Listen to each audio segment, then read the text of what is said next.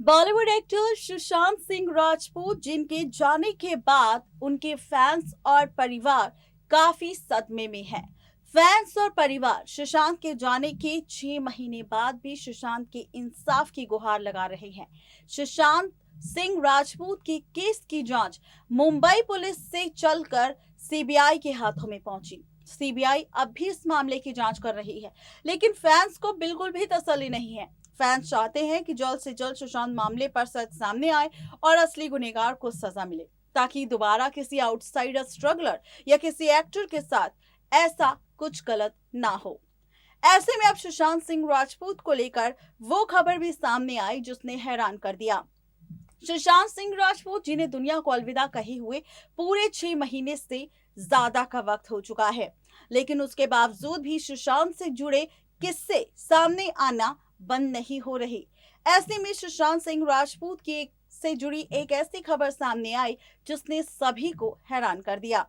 Sushant Singh Rajput depression में थे, ये बात हर कोई जानता है। सुशांत सिंह राजपूत डिप्रेशन की वजह से दवाइयां खाते थे, ये भी हर कोई जानता है। लेकिन सुशांत सिंह राजपूत वो डिप्रेशन की दवाइयां कहां से लेते थे? सुशांत खुद जाते थे या कोई और सुशांत के लिए वो डिप्रेशन की दवाइयां लाता था? इस मामले पर आज हम करने वाले हैं खुलासा।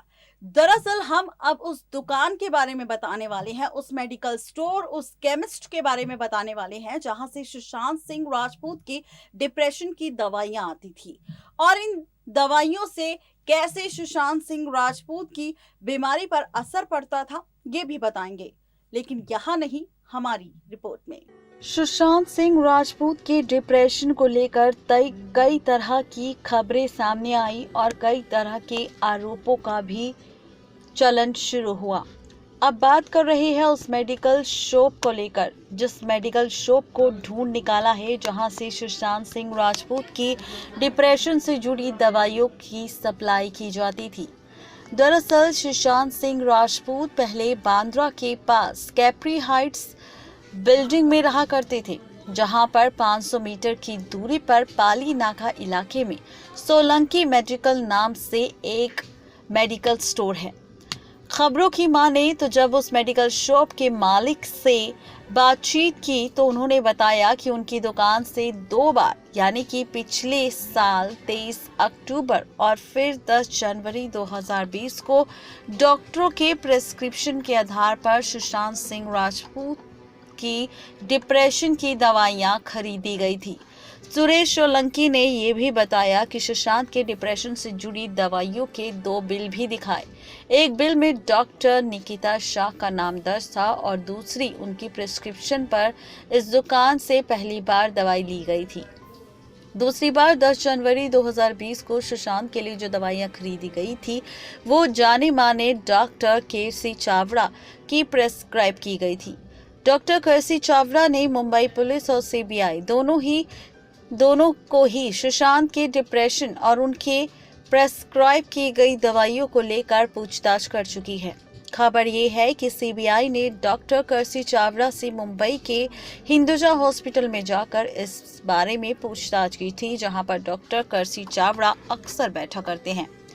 दूसरी बार जब सुशांत सिंह राजपूत की तरफ से डिप्रेशन से जुड़ी दवाइयां खरीदी गई थी, उससे पहले वो बांद्रा के कार्टर रोड के माउंट ब्लॉक इमारत में शिफ्ट हो चुके थे।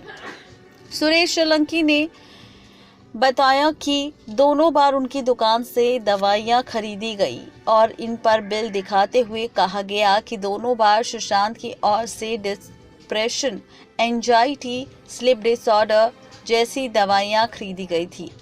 सुरेश ने यह भी कहा कि कभी सुशांत या फिर रिया चक्रवर्ती ने खुद उनकी दुकान पर आकर दवाइयां नहीं खरीदी, बल्कि दोनों बार उनके यहाँ से कोई स्टाफ मेंबर दवाई लेने आया करता था।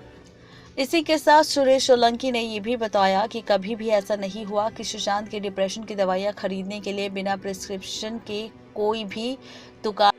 तो देखा आपने कि कैसे हमने किया एक बार फिर से सुशांत सिंह राजपूत मामले पर एक नया खुलासा। उस मेडिकल स्टोर के बारे में किया खुलासा, जिस मेडिकल स्टोर से सुशांत सिंह राजपूत के लिए मंगवाई जाती थी डिप्रेशन की दवाइयां। और इन डिप्रेशन की दवाइयों को खाने के बावजूद भी सुशांत का डिप्रेशन डे बाय डे बढ़ रहा था, क्योंकि सुशांत डिप्रेशन की दवाइयों के साथ ड्रग्स के डोज भी बढ़ा रहे थे।